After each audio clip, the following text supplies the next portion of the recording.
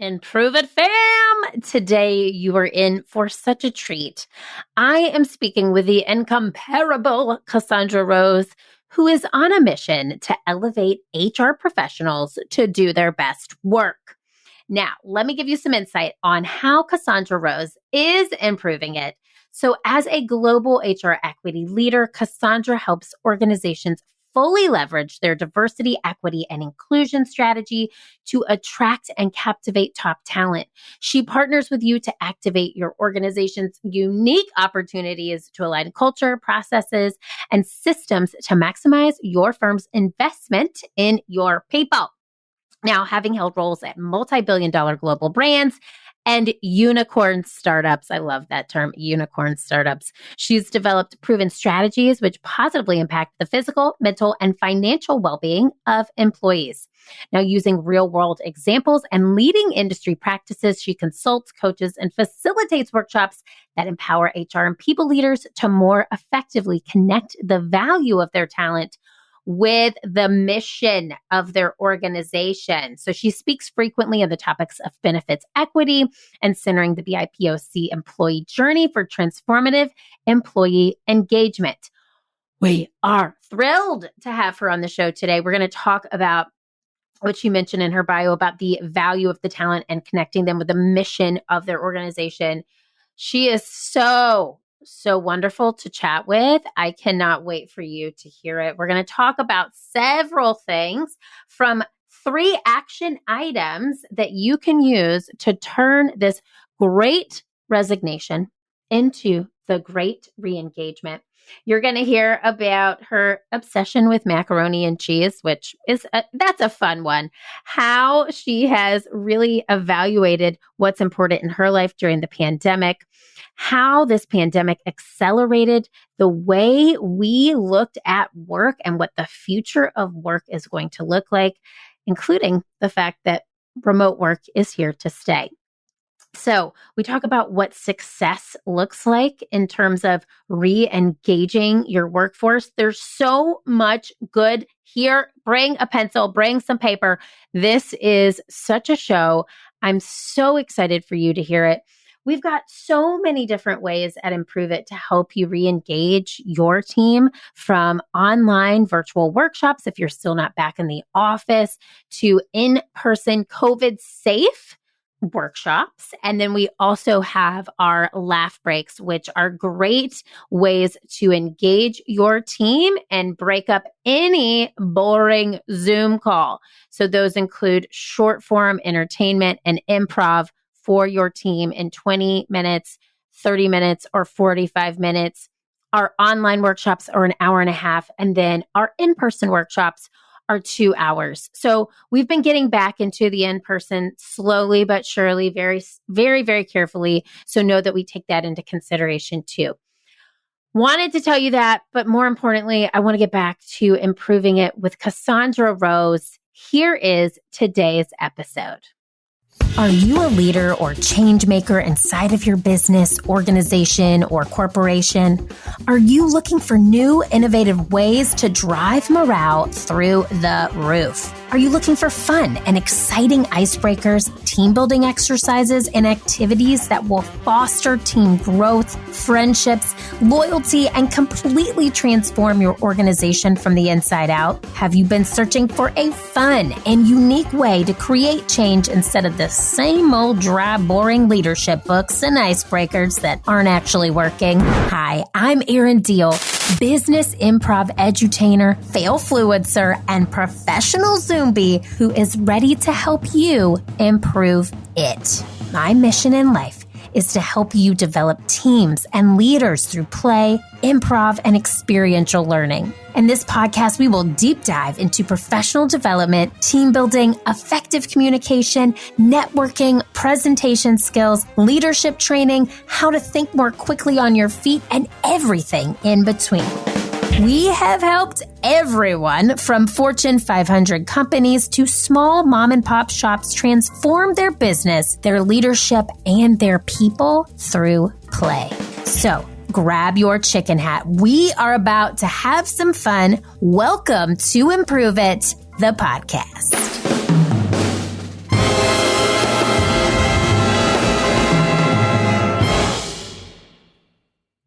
Oh my gosh. All right. I am so excited to have you here, Cassandra. Welcome to the Improve It podcast. Thank you so much, Erin, for having me. I'm excited too. Okay. So we were just chatting before we hit record. You have a 4-year-old. I have a 2-year-old. We are in toddler land. Okay.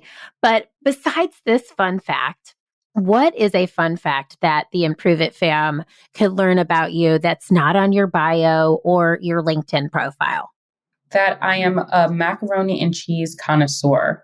I love trying it at every restaurant. I know diets of the day really are, carb light, but give me a good baked macaroni and cheese and I am in heaven.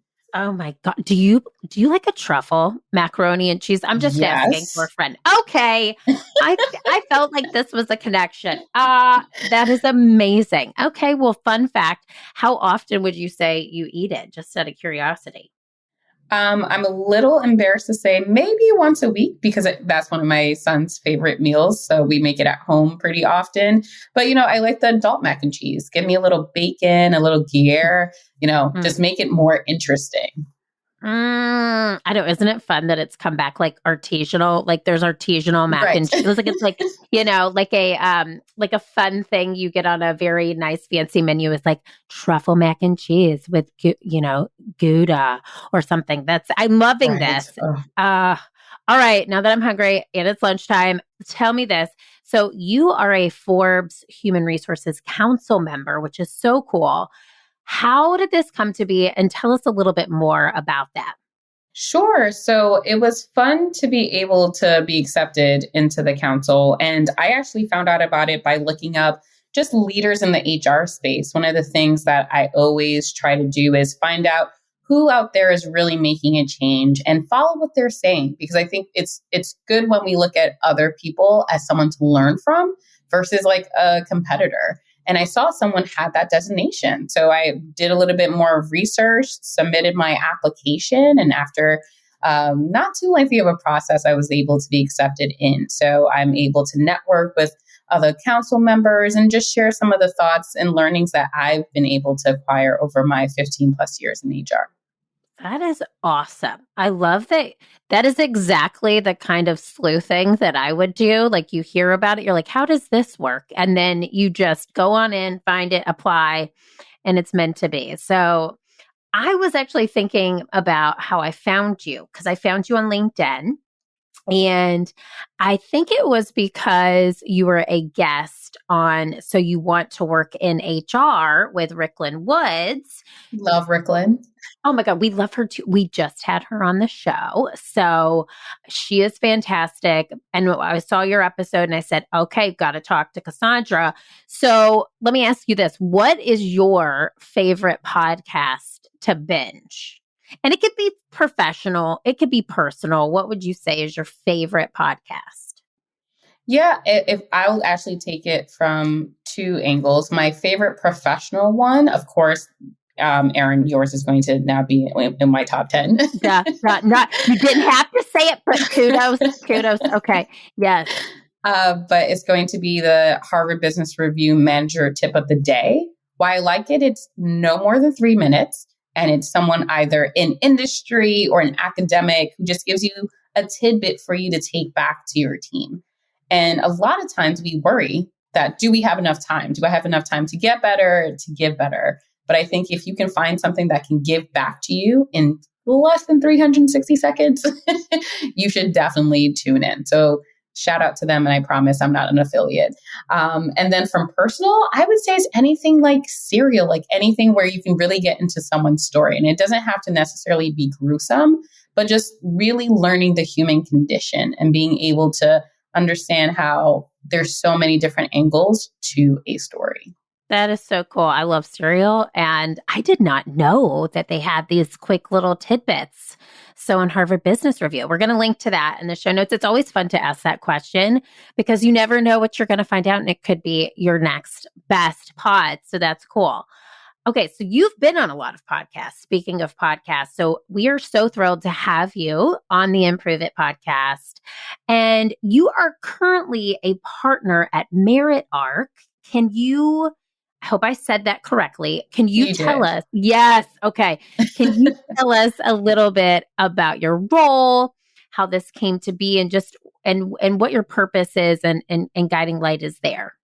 Sure. So I actually joined Meritarc as employee number 5 earlier this year, which is one of the most risky things I've ever done. I would count myself as a risk adverse person, but working with different organizations from unicorn startups to 30,000, 100,000 person organizations, I felt like there was a gap somewhere in the way that we practice HR.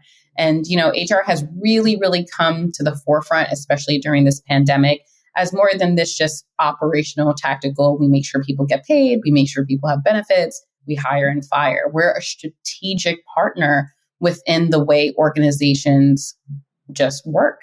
And so I had a friend, a colleague, tap me on the shoulder and say, "Hey, I have something that we're starting and I'd love for you to come on in." So in addition to helping with software product development, I'm also building out our diversity, equity, inclusion advisory practice, as well as our employee benefits practice.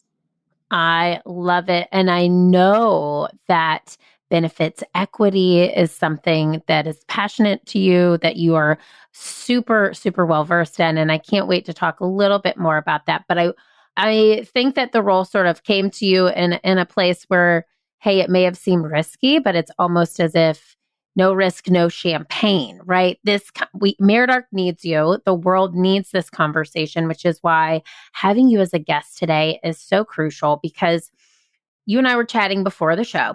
There are a lot of leaders who are struggling right now with the great resignation. And it's true. I mean, if you look around, people really reevaluated their lives in the past year and a half. They evaluated what they wanted from a workplace.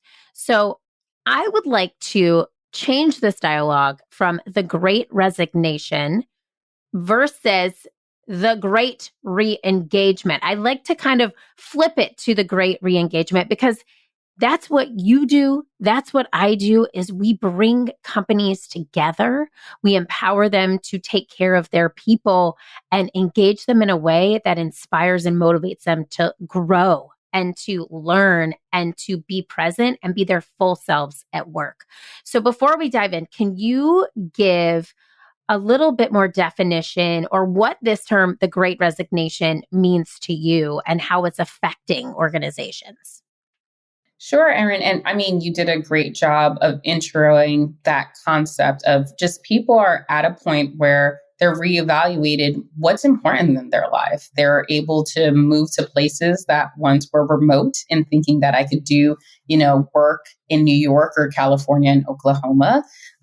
They've reassessed what's important. How do I want to prioritize the next 40 years of my life? And I think this was going to happen no matter what. I think with Gen X and millennials coming into the workforce and saying, we want to focus on what's important. What's our purpose at this company? I could be typing data entry, I can be the leader, but what does this company do and how do I fit into the vision of how it's going to impact the world? Those questions were already on the rise. Then now, as we look at Gen Z and even our children who are Gen Alpha, they're going to want more of that. I can't imagine we'll ever get back into a place where you just go in, you put your head down, you work, and then at the end of 40 years, you retire. That's never going to take place ever again. And so I think the pandemic only accelerated this look and ability to meet those needs. What companies have done, and I don't know if you saw this recently, but some of the 3 out of the 4 big public accounting firms that employ between 30 to 100,000 people have said remote work is here to stay. We are going to have positions that are purely remote. And I could not have imagined them coming out and saying that so strongly just 2 years ago. So I think when we think about the great resignation, people almost feel like, what can I do? This is too late. I'm going to lose someone. And I love how you said more proactively, re-engagement. Instead of trying to stymie people leaving, how can you connect with the people already within your organization? How can you make their lives and make their lives not just more meaningful, but match that meaning to their work? That's what we need to do next. That is it. And can you believe we are raising Generation Alpha? Okay, that is terrifying. So Improve It fam listening, Cassandra has a 4-year-old. I have a 2-year-old, as you know. And so it's so true. I even see it with the Gen Z employees that we have here at Improve It. It is, you don't take a job because it's a job. You take it because of the difference that you want to make in the world with that job. And I love the work that you're doing with Merit Arc. I love the conversations that we're having. And I love that this is something that is here to stay. And I do believe very strongly in what you said, that the pandemic accelerated this. It accelerated the way that we look at the world, and that remote work is here to stay. And you're absolutely correct. The big three saying remote work is going to be a position that you're absolutely correct. These are companies that have been doing things the same way for a very long time. So this disruption, although I wish none of it towards our health and our mental health, I do think has some silver linings in the way the future of work works and looks. So let me ask you this. If you were to give the Improve It audience 3 action items to turn the great resignation into the great re-engagement, or to look at it as the great re-engagement, what would those 3 action items be? And I just know Cassandra has not had any of this planned. This is a question sprung on you right now. This is improv at its finest. So what would you say would be the 3 action items? So good question. And you can see me tap dancing a little, but I'll actually use what I have used in my leadership and honestly coaching myself. I think we first have to look inward. We are constantly looking for these external things that will make our people happier, right?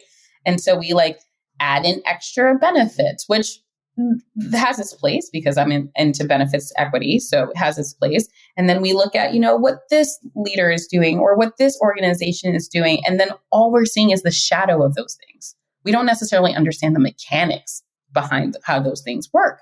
So when they don't work as effectively in our organizations, we can sometimes just want to throw those things away and say that they're just fluff. So I would say anyone listening to this, just really take the time to not think of this as this 3 things I can do and then automatically everything will be better. But how can I incorporate this in my life? And then how can I authentically walk that into my organization, how I show up and do that for my people? That is the ask I would have.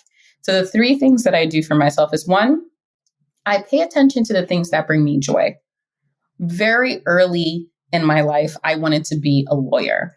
Erin, so much so that I would tell the whole world, I'm going to be a lawyer. I went to college and I was just instead of doing this in 4 years, I'm going to do it in 3 because I just want to get to law school. And to me, college was an obstacle, not a journey to get there. So I took 18 to 21 credits a semester. I studied for my LSATs at the age of 18, graduated early, and I didn't get into any law schools. And I felt completely devastated. And I think that's how sometimes we approach life. We have this one idea and we think if I just pursue it with everything that I have, it has to happen for me. And for some people, it happens. I use Michael Phelps, right? He knew he was going to be a swimmer. He did it. Awesome. But there's a reason Michael Phelps is rare. Very rarely do we make plans at 8. My apologies. I couldn't hear what you said. Sorry, that was you know Siri. what? We activated Suri on this one. This is how exciting this is. Keep going. Keep going. I'm gesticulating. But very rarely do we come up with a dream at 8 that's completely realized with no friction as an adult. So go back to the things that bring you joy. And what I mean by that is, in wanting to be a lawyer, what I really wanted to do was be an advocate for people. I wanted to help people. And so when I had to pivot into becoming a missionary, that was helping someone.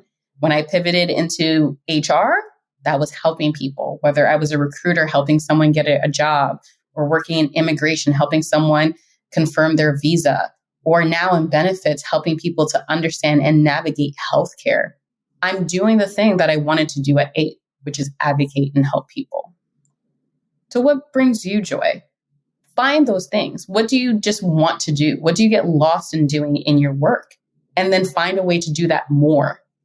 That's how you make money and live out your purpose. So that would be number 1. Okay, keep going with 2 and 3, but I have so much I want to unwrap here. Keep going. We need 3. Okay. We need 3. Okay. 2 would be proactively share your accomplishments. So my parents, I love them dearly. They are truly my best village ever. And one of the things they taught me was to put your head down, do good work, and you'll be acknowledged. And for the first part of my career, I did that. I was just like, if I just work really hard, work extra hours, don't complain, I'm going to get promoted. I'm going to get all this stuff. And in my circumstance, that wasn't always the case. And I realized that there's a ton of people who are always talking about all the things they do that I felt like, isn't that what you literally get paid to do? But they were the ones getting promoted. So this is not me saying be egotistical or, just make sure you're outshining anyone, but make sure that people know what you're doing. Sometimes they don't value what you're doing because they don't understand the depth of what you do, the effort you put into it. Be proud of those accomplishments. If you accomplish something at work, if you saved $10,000 or you were better able to serve a customer, let your manager know. Those are the things that show up. If you've read a book, finished a course that makes you better at anything, ran a 5K, tell your friends and your family. You never know how shining your light may help others. So don't look at it as something as self-serving. Know that what you're doing can be a template for how someone can do it themselves too. Keep going. This is so good. We've got number 1. We've got number 1, pay attention to what brings you joy. Number 2, share your accomplishments. What is the third thing? Third thing would be pamper yourself. A lot of times we think if I just work really, really, really, really hard, at the end, I'll pamper myself. I'll reward myself. If I just work really, really hard for 50 weeks, I'll take a 2-week vacation. If I work really, really hard on this project, I'll make sure that I go out for dinner once it's over. And that's how we end up burning out. You would never tell your car, oh, you need gas? If you just go 500 more miles, then I'll get you gas. Right? We literally have a light that tells us, listen, yes. If you don't get gas in here in the next 10 miles, I'm just going to quit. And we do that to our bodies. We do that mentally. We do that physically. We wait until we're completely depleted and almost at a negative. And then when we're doing something for ourselves, we're just getting back to neutral. We're just getting back to 0. We're not even really replenishing. So make sure you pamper yourself continuously. And that could be taking a bubble bath or a nap, or going for your annual physical and scheduling some time to talk to a therapist. These are all factors in making sure that you're conditioning yourself, you're investing in yourself to be at your best. Because that's the only time that you can give. You can't give from a place of deficit. You can only give from a place of surplus. That is it. Oh my God, I love it. And do you follow Liz and Molly? Do you know they draw these little cartoons? And they had a cartoon that had the gas meter, and it was like when we should take a break is like when you're on halfway full. And it's like when we actually take a break, it's like when the gas meter was below empty. And it's so true. I love everything you said. And I do think, so this applies not only to the individual. So take these 3 action items, pay attention to the things that bring you joy, share your accomplishments, pamper yourself, apply them to you, but then outwardly apply them to the people that you lead, right? Yeah. So asking in your reviews, your quarterly reviews, your annual reviews to a team member who you serve, also they serve you, but you serve them. What brings you joy? Where do you see yourself? If you've read the book, Radical Candor, they talk a lot about this, fulfilling that purpose within the organization. If there's ways that you can help that individual fulfill their purpose, that's bringing them joy. or sharing their accomplishments, you being their advocate and sharing their accomplishments if somebody is shy, sharing those accomplishments for them, and then encouraging time off and time away from their screens and really recharging those batteries. Because I don't know what you think, Cassandra, but I actually think that the world is working more now that we're working remotely. What are your thoughts on that? Oh, absolutely. We thought, okay, now that I have all this time back from commuting or having to drop off the kids, now I can actually invest that in myself. And what we thought was, well, now I can take an 8 a.m. meeting and end my day early. But then we took that 5 p.m. meeting and end our day later. And now, before we know it, all that time that we quote unquote got back got reinvested into work. And it's easy to do that because it's almost as though, what else would I do? While we were in lockdown and quarantine, you really couldn't just go outside or do anything else. So it just felt like, let me be productive. And that's what we need to get to the core of. What does productivity look like? Because we confuse busyness and productivity. And we put our identities, we hitch our identities to productivity. So we just think if we're busy, I must be productive, thus I must have value. And I would disconnect all of those things.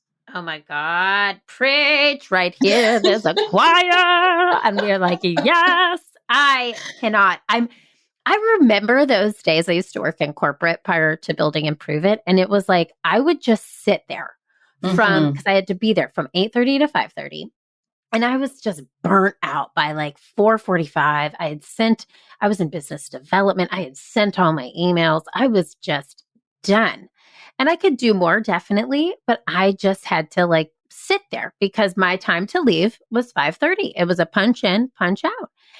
That was so unproductive. And it actually made my gas tank completely depleted because if I would have had that time to go out and actually pursue something that made me happy and joyful, I probably would have showed up differently the next day instead of super tired and just, rinse and repeating. So I'm so with you on that. Can we just get rid of this defining productivity as being busy? It's just the amount of time you put into the day doesn't equal the output that very productive individuals can do at a shorter period of time. So, oh my God, thank you for that. Now, let me ask you this. So 2020 and 2021 have just been different years in business. It's been two of the most different years I've ever had as an entrepreneur, business owner, leader.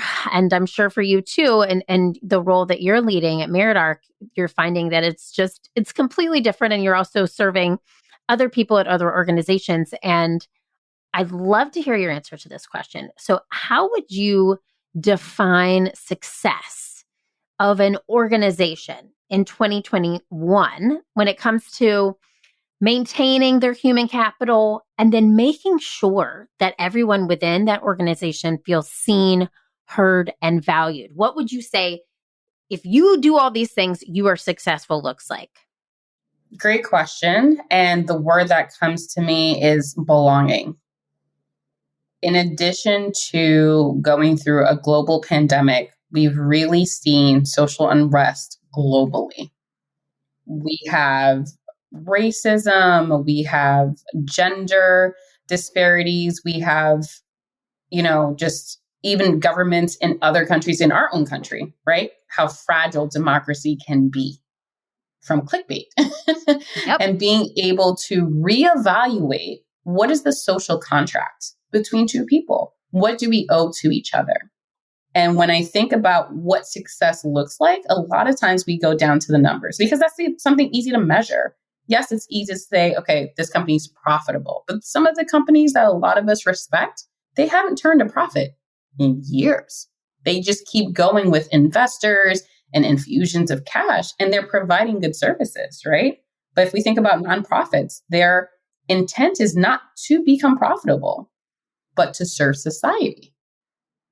So what we have to get back to, or maybe create for the first time truly, are environments of belonging. How can people feel seen at your organization? How do they feel valued at your organization?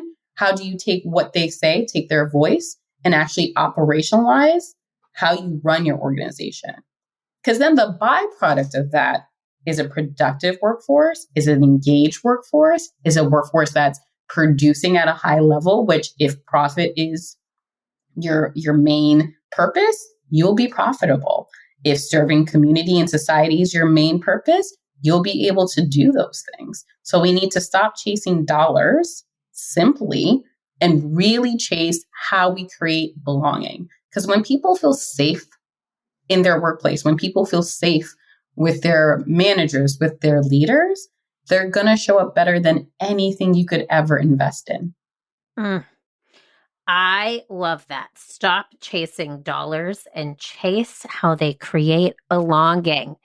It's a little something in improv we call yes and. And I love that so much. Oh my God. Yeah, I think exactly what you said rings so true. And if we are to think about ourselves, take ourselves out of this equation, put ourselves in the seat of a team member or an employee at a different organization, what made us want to stay at that organization? What made us feel valued? And I will tell you, 1,000%, it is that feeling of belonging. I stayed in a job for 6 years and I did not love the job, but because my leader made me feel valued, seen, heard, believed in me, I stayed for her.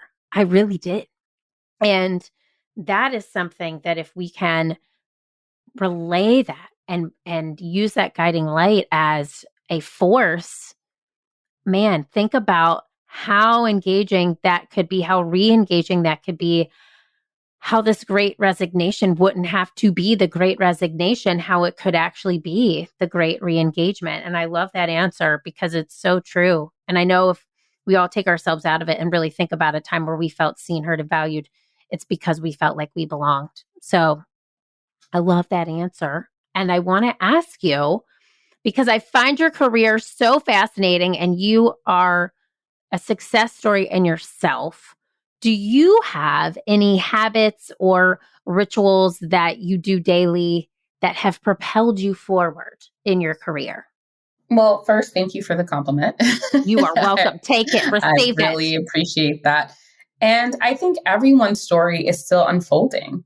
You know, I honestly, Erin, try not to read my press clippings, and that might be an old term, but essentially not get too caught up in the things that I have been successful in, because I approach my life with an attitude of gratitude. Almost everything that is good in my life has once been a dream.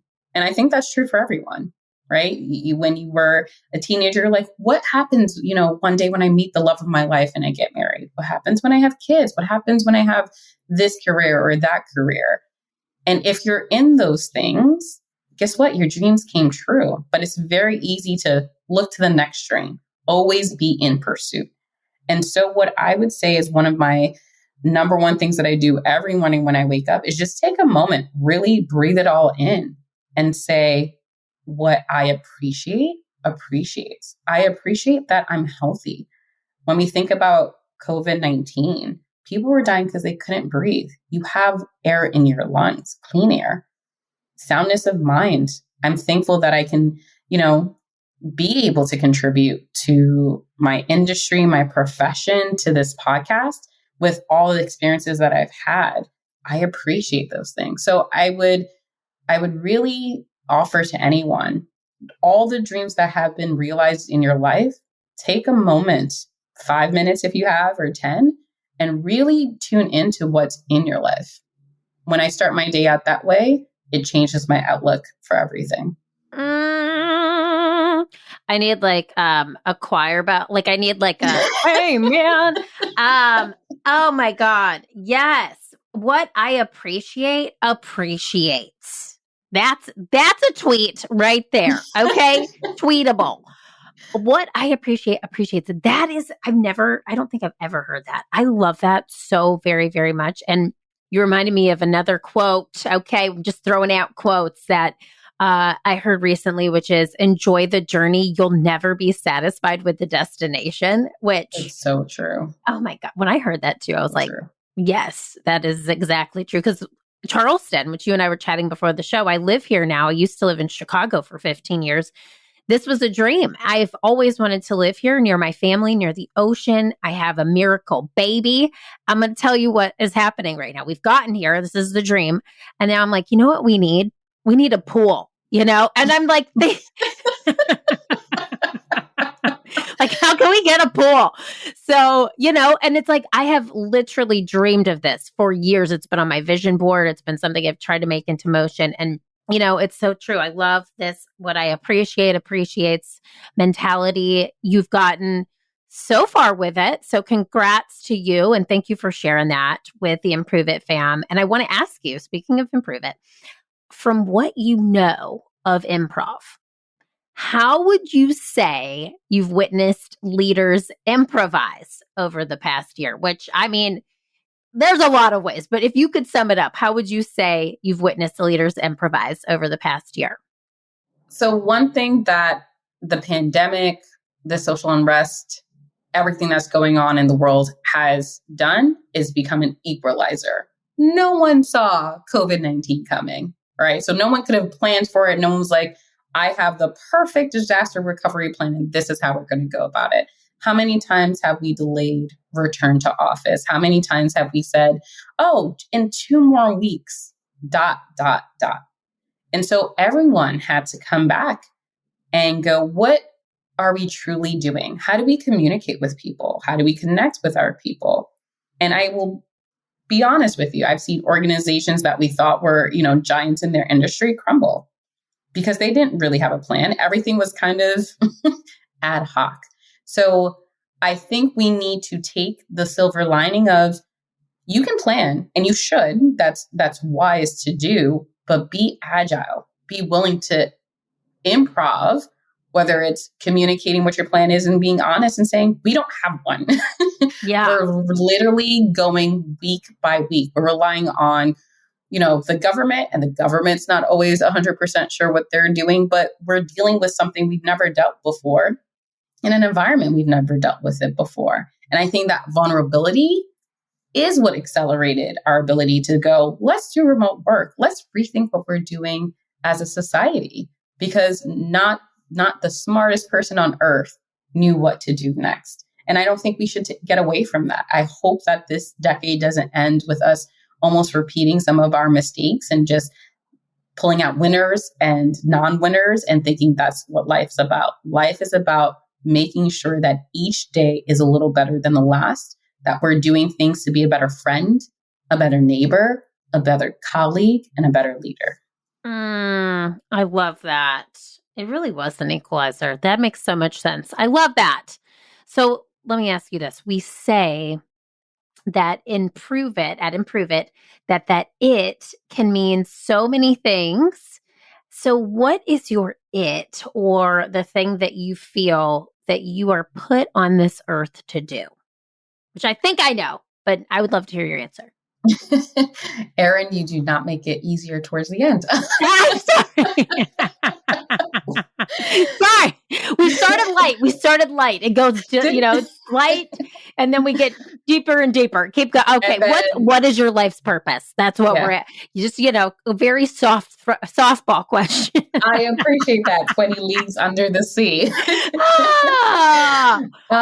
It would go back to what I said was when I was 8, to serve. It really has been that. I grew up very religious. I still, am a believer in God. And what I share with people is that we're all here to impact someone else. Maybe it's one other person. Maybe it's your family unit. Maybe it's the whole world, right? There's people who create vaccines, like the scientists and doctors and frontline workers who've made our lives better. But we're all in some level of servitude. And so for me, it's been to serve, and the ability to be able to take all that I am and all that I've been gifted to know and put those things together and do it in HR is a joy. And if you told me at 8, hey, you get to have this fabulous career in human resources, I would have been like, I don't even know what that is.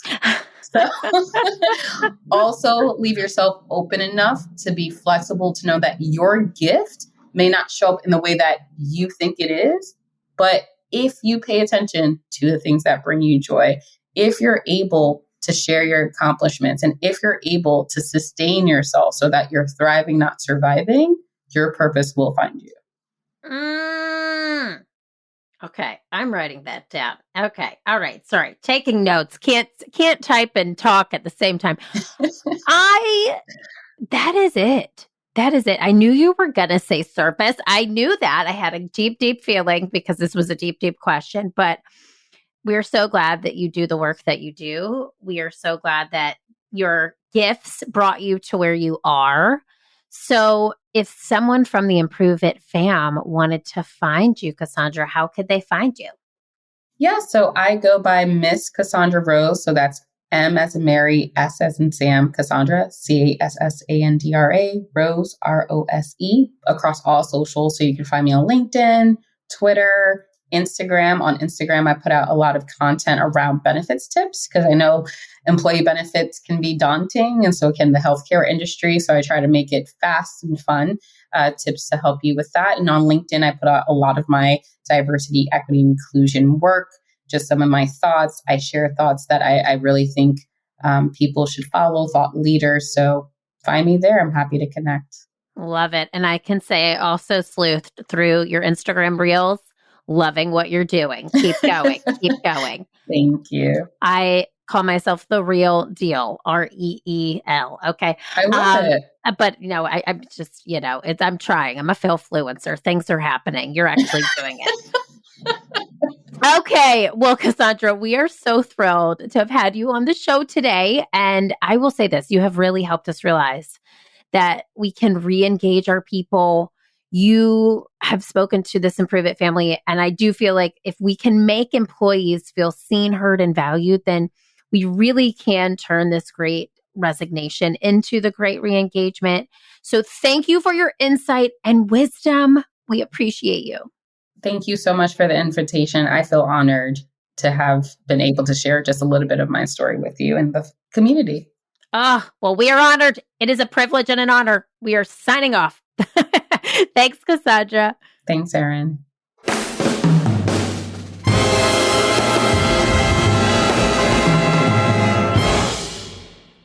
Improve It family. I mean, hello.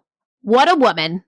What a world we are living in. But what a show packed full of good, tangible takeaways. Here's what I want you to take away from today's show. Now, if you're looking to re-engage not only yourself, but your team, take her 3 action items, apply them to yourself, and then immediately apply them to your team. It's like you're on an airplane and you put on your oxygen mask first so you can help other people. That's what we have to do, is engage ourselves and then engage others. So number 1, pay attention to the things that bring your team joy. Ask them in their interviews, in their interviews. Yeah, ask them in an interview before you hire them. What brings you joy? And then while you're evaluating their performance, talk about the things that they are really excited about. What do you want to do more of? What is your long-term goal? And even if it's not staying at your organization, how can you bring the thing that they want to do long-term into your organization to re-engage them? Number 2, share your accomplishments. So tell your friends the things that you've done, and then also celebrate the accomplishments of your team members. We have a Slack channel, I've said this before, called #winning.